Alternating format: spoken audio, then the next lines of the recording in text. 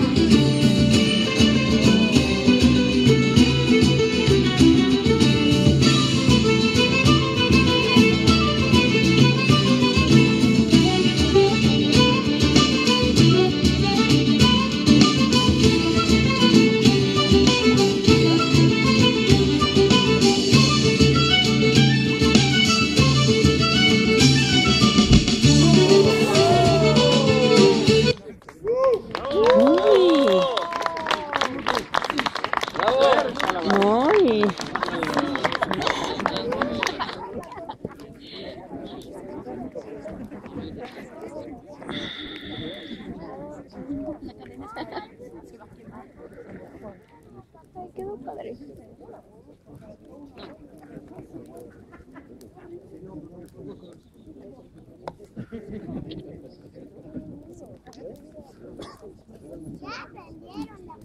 Sí se quemó, ¿verdad? Se me hace que sí se quemó. Sí se quemó. Sí, se quemó. Buenas noches, Grupo 21. Es un honor para nosotros que estén aquí reunidos de nuevo junto al fuego. Vamos a pedirles que repitan esta oración después de mí para iniciar con esta fogata. Que las llamas se levanten hasta el cielo. Que las llamas se levanten hasta el cielo. Y con ellas el corazón de los mortales. Y con ellas el corazón de los mortales. Y que al crepitar de sus candentes llamas dieran al mundo de luz, paz y alegría. Y que Dios bendiga en esta noche a todos los aquí reunidos. A todos los aquí reunidos. Ahora vamos a iniciar con nuestra tradicional canción de la fogata. Algunos se la sabrán, otros no. Que no se la sepan, pongan atención.